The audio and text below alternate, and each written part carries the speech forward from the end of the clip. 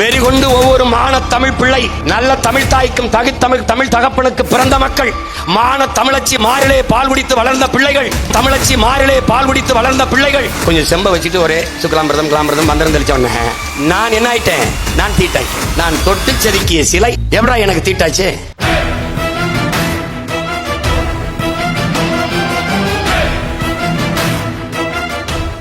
முதலில் நம்மை மொழியிலிருந்து வெளியேற்றினார்.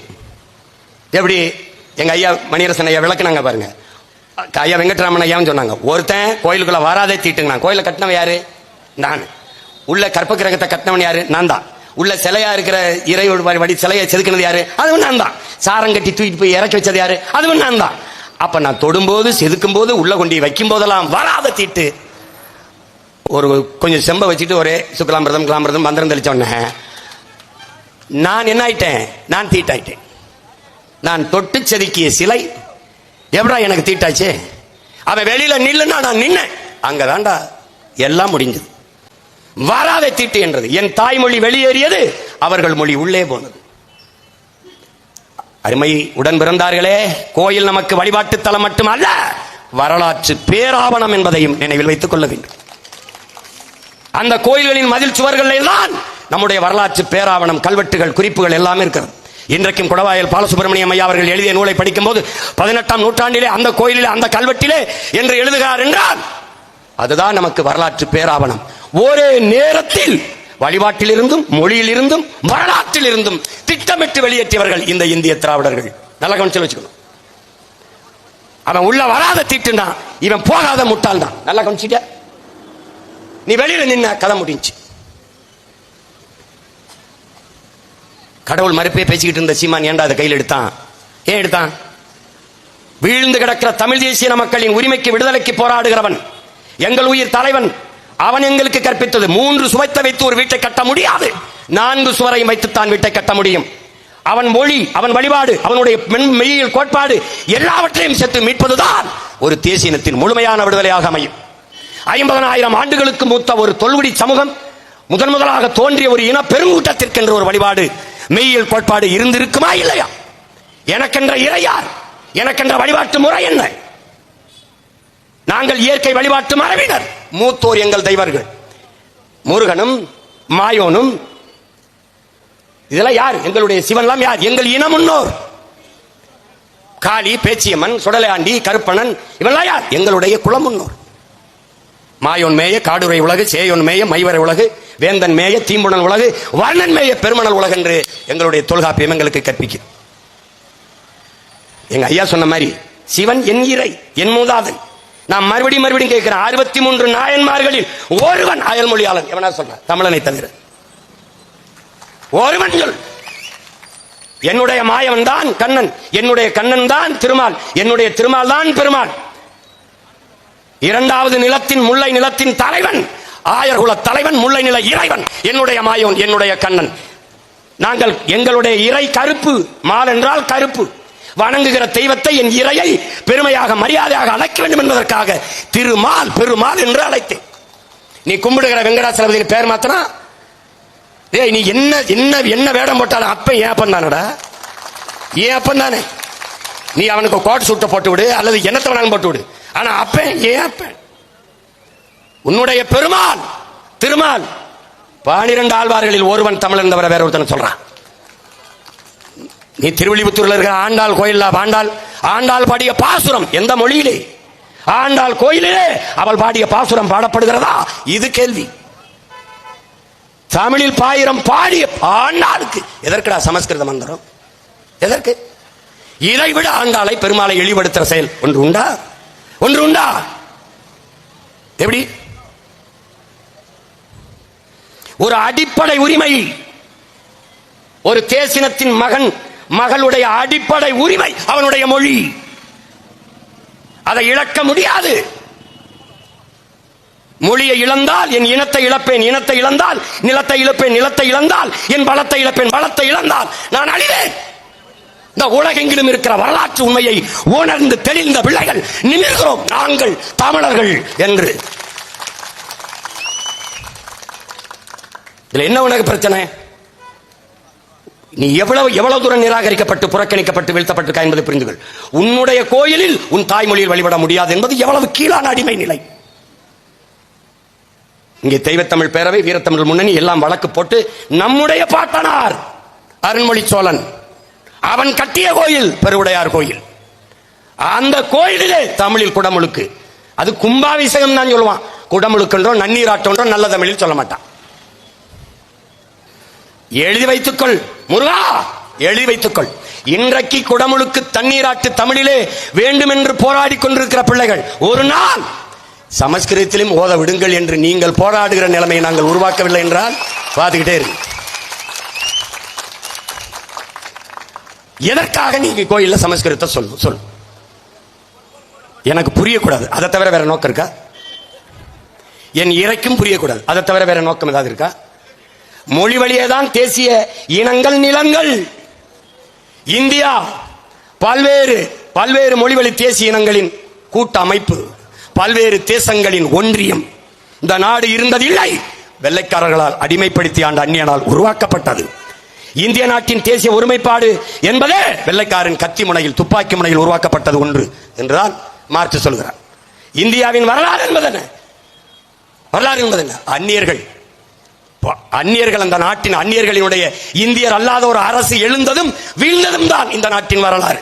முகலாயர்கள் எத்தனை முறை வந்தார்கள், பானிப்பட்டு போர் எவ்வளவு நடந்தது, இந்த மாதிரி கதைகள் தான் இங்கே வரலாறு. இவனுக்கென்று நமக்கென்று என்ன வரலாறு ஒன்றும் இல்லை. அது இருந்ததில்லை, உருவாக்கப்பட்டது. அப்ப பல்வேறு மொழிவழி தேசிய இனங்களாக பிரித்து நிலங்களாக பிரிக்கிறது. மொழி வழியே தான் மாநிலங்கள் பிரிக்கப்பட்டது. தெலுங்கர்கள் கூடி வாழ்கிற நிலப்பரப்பு ஆந்திரா, மலையாளிகள் கூடி வாழக்கூடிய நிலப்பரப்பு கேரளா, தமிழர்கள் கூடி வாழக்கூடிய நிலப்பரப்பு தமிழ்நாடு, இப்படி பல்வேறு மாநிலங்கள் பிரிக்கப்பட்டது. அதை போல சமஸ்கிருத மொழி பேசக்கூடிய மக்களுக்கு பிரிக்கப்பட்ட மாநிலம் எது? ஒண்ணும் இல்லை. அப்ப எதில் அது உயர்ந்தது? எதிலே உயர்ந்தது? இந்த நாட்டிலே எங்க ஐயா சொன்னதான் திருப்பி சொல்றது, 26 தேர்தலிலே திராவிடனுக்கு தலைமுழுக்கு செய்யல, நம்ம வாழ்ந்து பயனில்லை. வெறிகொண்டு ஒவ்வொரு மான தமிழ் பிள்ளை, நல்ல தமிழ் தாய்க்கும் தமிழ் தகப்பனுக்கு பிறந்த மக்கள், மான தமிழச்சி மாறிலே பால் குடித்து வளர்ந்த பிள்ளைகள் இனமானமும் தன்மானமும் கொண்டு கிளர்ந்து எழவில்லை என்றால், விழிப்புட்டு எழவில்லை என்றால் வீழ்ந்த பேரினத்தை எழுப்புவது என்பது கடினம். இவர்களை போல ஒரு ஏமாற்றுக்காரர்கள், பொய் புரட்டை கட்டமைத்தவர்கள் உண்டா? ஐயா கருணாநிதி அவர்கள் பிறந்த தினத்தை செம்மொழி நாள் என்று கொண்டாடுகிறார். செம்மொழிக்கும் அவருக்கும் என்ன சம்பந்தம்? அவர்தான் செம்மொழியாக ஆக்கினார். அவர்தான் என் மொழி செம்மொழியாக இருந்ததா, நீங்கள் செம்மொழி என்று சொன்னதால் செம்மொழியா ஆனதா? இதான் கேள்வி. எப்படி இது? என் மொழி செம்மொழி. சில மொழிகள் பிறந்து சிறக்கும், பிறந்த மொழி உலகிலே எங்கள் மொழி தமிழ். உலகில் எல்லா மொழியும் மானுடனால் பேசப்பட்டது, என் உயிர் தமிழ் மொழி இறைவனால் பேசப்பட்டது. மணி நெற்றி உமிழ் செங்கன் தனல் புரை சுடர் கடவுள் தந்த தமிழ்ங்கிறான். இறையனார் சிவனே தந்த தமிழடா அப்படிங்கிறான். நீ என்கிட்ட வந்து பேசிட்டு இருக்கிற. நீ கேரளாவில் வாழ்கிற ஆற்றூர் ரவிவர்மன் மிகப்பெரிய கவிஞன். அவன் சொல்றான், உலகிலேயே ஆகப்பெரும் இலக்கியங்களை தங்கள் தாய்மொழியிலே படிக்கிற வாய்ப்பை பெற்றவர்கள் ஒன்னு கிரேக்கர்கள், இன்னொன்று சீனர்கள். அதை போல இந்தியாவிலே தமிழர்கள் மட்டும்தான் ஆகப்பெரிய இலக்கியங்களை தங்கள் தாய்மொழியிலே படிக்கிற வாய்ப்பை பெற்றவர்கள். அந்த தமிழ் மொழி என் தாய்மொழியின் தாய் என்பதிலே எனக்கு பெருமை என்று ஆற்றூர் ரவிவர்மா என்கிற ஆகச் சிறந்த கவிஞன் பதிவு செய்தார். என் மொழியை பேசுறதுக்கு அவ்வளவு கஷ்டமா இருக்கு, படிக்கிறதுக்கு இருக்குது. உன்னை வழிபாட்டிலிருந்து வெளியேற்றினா, வழக்காடு மன்றத்தில் உன் தாய்மொழியில் வெளியேற்றினா, கோயில் கருவறையில் இல்லை, தாயின் கருவறையில் இல்லை, ஆய்வு கருவறையான பள்ளி கல்லூரிகளில் இல்லை, தாய்மொழி இல்லை.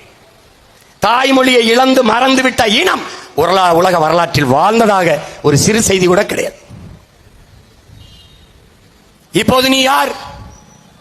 நீ தமிழன் இல்லை, நீ தமிங்கிலன், நீ தங்கிலீஷ்காரன். பெரியார் என்கிறவர், இந்த ராமசாமி ஐயா அவர்கள் சாதித்தது, இந்த திராவிடர்கள் சாதித்தது ஒன்றே ஒன்றுதான். என் உடன் பிறந்தானே, அவர்கள் சாதி ஒழிப்பு அம்பக், அவர்கள் சமூக நீதி வெட்டி பொய், அவர்களுடைய பெண்ணிய உரிமை ஏமாற்று. எல்லாமே ஏமாற்று. அவர்கள் சாதித்தது ஒன்றே ஒன்றில்தான், தமிழ் சனியனை விட்டு ஒழித்தான். தமிழோடு ஆங்கிலம் கலந்து கலந்து பேசி அழிந்தார். தமிழையே ஆங்கிலத்தில் எழுது. வாடா மச்சான் என்றா VA DA, வாடா மச்சான் MA CHA மச்சான் அப்படி எழுதுன்றான். அப்படிதான் எழுதிட்டு இருக்கான். விளம்பர பலகையில பார், இப்போ இல்லாட்டி எப்போ அப்படின்னு எழுதிப்பான். IPPO போடுவானே ஒழிய. அப்ப எழுத்து ஆங்கிலம், உச்சரிப்பு தமிழ். இதுதான் தமிங்கிலம். விளங்கிருச்சா? மெடிக்கல் ஸ்டோர், மருந்தகம் என்று இருக்காது, மெடிக்கல் ஸ்டோர். மெடிக்கல் ஸ்டோர், எழுத்து தமிழ், உச்சரிப்பு ஆங்கிலம். இதுதான் தமிங்கிலம், தங்கிலீஷ். இந்த நிலையை நம்முடைய மூதாதை, நம்முடைய இறை முருக பெருமானின் மீது ஆணையிட்டு ஒவ்வொரு தமிழ் மகனும் ஏற்கணும். இந்த நிலையை மாற்றாத வரை எங்களுக்கு உறக்கமில்லை என்ற உறுதியை நாம் ஏற்கணும். ஒழிக்கணும். உலகிற்கு அறிவை கடன் கொடுத்த பேரினத்தின் மக்கள். அறிவியல், தொழில்நுட்பம், வேளாண்மை, நாகரிகம், கலை, இலக்கியம், பண்பாடு எல்லாவற்றையும் கற்றுக் கொடுத்த பேரினத்தின் மக்கள். நம்முடைய இறைக்கு முன்பு தமிழிலே வழிபாடு செய்ய வேண்டும் என்று கெஞ்சிக் கொண்டிருக்கிற கேவலங்கட்ட நிலையில் நின்று கொண்டிருக்கிறோம். இந்த கூட்டத்தை நடத்த அனுமதி பெற முடிந்ததா? RSS பேரணிக்கு தடையின்றி அனுமதி. 22 ஜூன் 22 முருகன் மாநாட்டிற்கு இந்து முன்னணிக்கு தடையின்றி அனுமதி. ஏன்? அவர்களுக்கு அரசியல். நமக்கு இது அவசியம், நமக்கு அடிப்படை உரிமை. இறைவனில் என்னடா அரசியல் இருக்கு? அவனுக்கு தெரியுது. ராமரை வச்சு கொஞ்ச நாள் அங்க வட இந்தியாவில் வண்டி ஓட்டிட்டு இருந்தான். ஜெய் ஸ்ரீராம் ஜெய் ஸ்ரீராம். தம்பி இந்த ஏல்முருகன் தான் கேட்கறாங்க, என்னங்க இப்படி அநியாயமா இவ்வளவு நடந்துருச்சுங்க? ஜெய் ஸ்ரீராம். என்னங்க இப்படி விலைவாசியெல்லாம் இவ்வளவு வேறு? ஜெய் ஸ்ரீராம் ஜெய் ஸ்ரீராம் பேட்டில இருக்கு. அவர் கேட்க ஜெய் ஸ்ரீராம்னே போயிட்டாப்ல. நான் கூட சொன்னேன், நீ எல்லாம் தேர்வுக்கு எழுத சரியா படிக்கலன்னா ஜெய் ஸ்ரீராம்னு எல்லா பக்கத்தையும் எழுதிட்டு வா, நீ தேர்ச்சி பெற்றுவா. அவர்கள் எல்லா நோய்க்கும் ஒரு மருந்து வச்சிருந்தார்கள், ஜெய் ஸ்ரீராம். ராமர் கோயில் கட்டுவது ஒரு பிரச்சனை. அந்த பிரச்சனை இருக்கிற வரை அவர்களுக்கு அரசியல் வலிமையாக இருந்தது. கட்டி முடித்தார்கள், முற்று பெற்றது. தேர்தல் நடந்தது 24 அயோத்தி ராமருடைய கோயில் இருக்கிற இடத்திலே அவர்கள் ஒரு வேட்பாளரை நிறுத்தினார்கள். அகிலேஷ் யாதவ் ஒரு தாழ்த்தப்பட்ட ஒரு மகனை பொது தொகுதியில் நிறுத்தினார். அவர்கள் நிறுத்தின வேட்பாளரை தோற்கடித்து தாழ்த்தப்பட்ட மகன் வென்றான்.